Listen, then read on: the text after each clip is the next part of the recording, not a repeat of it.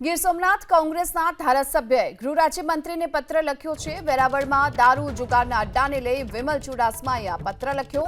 થોડા સમય બંધ થયા બાદ ફરીવાર અડ્ડાઓ શરૂ થતા પત્ર લખવામાં આવ્યો છે। વેરાવળ, પાટણ અને ભીડિયામાં અડ્ડાઓ બંધ કરાવવા માટે આ પત્રમાં રજૂઆત કરવામાં આવી છે।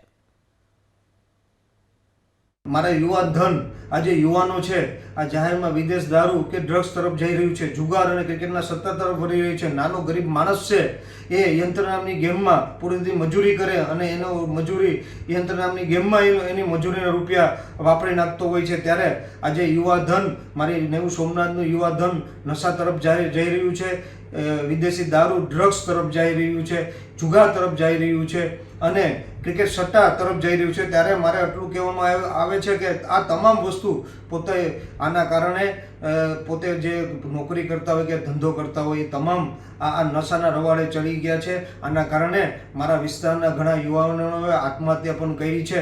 એટલે ફરી આત્મહત્યા ન કરવી પડે આ યુવાનોને મારા વિસ્તારના, એટલે તાત્કાલિક ધોરણે મેં ગૃહપ્રધાનને પત્ર લખ્યું છે। હું રૂબરૂ પણ મળવાનો છે અને ગૃહપ્રધાનને પત્ર લખ્યું છે કે તાત્કાલિક ધોરણે આ બંધ કરવામાં આવે અને જે બુટલેગરો દ્વારા કરવામાં આવે છે એની પર કાર્યવાહી કરવામાં આવે।